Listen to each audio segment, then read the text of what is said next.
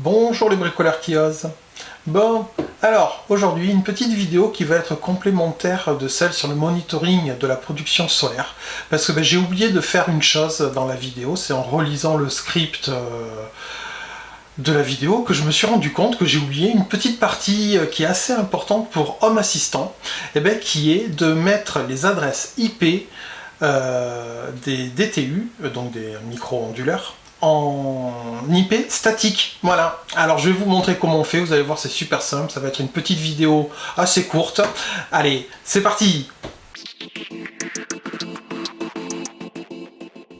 Alors, pourquoi il est important de passer une adresse IP en statique pour Home Assistant? C'est qu'en fait, une box internet, à un certain moment, elle va vouloir que l'adresse IP change. Tout simplement.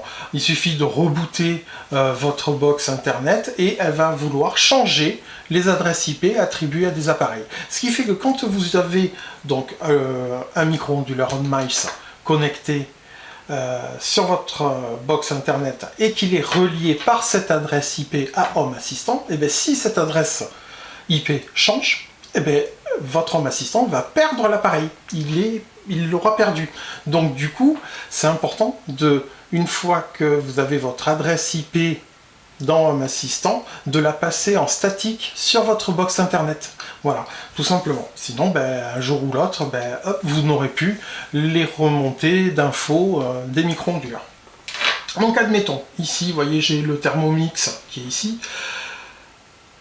Donc la BC428C, ça c'est l'adresse MAC, donc il va falloir s'en souvenir un petit peu. Et l'adresse IP c'est 97.1.97, le 192.168 il change jamais lui. Donc je vais dans Beau statique, je vais ajouter un beau statique.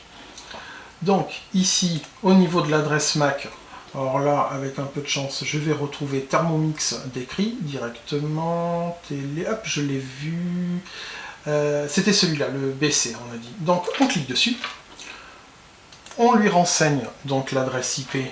On avait dit que c'était 97.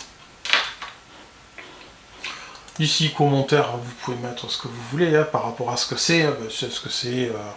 Le nom de l'appareil que vous voulez mettre. Et ensuite, ici, vous sauvegardez. Bon, je ne vais pas le faire parce que ça ne m'intéresse pas de le passer en statique. Mais voilà, c'est tout simple. Et ça, ça va vraiment vous éviter qu'à un moment donné, l'adresse IP puisse changer. Voilà, c'était une petite vidéo toute simple, mais c'est vrai que c'était important que je revienne dessus, parce que si vous ne le faites pas, voilà, vous allez risquer de perdre dans Home Assistant les appareils que vous auriez configurés et qui remontaient des informations. Voilà, bon, n'hésitez pas à vous abonner, à liker, à partager les vidéos, et surtout, n'oubliez pas, faites-le vous-même pour faire des économies. Allez, ciao ciao!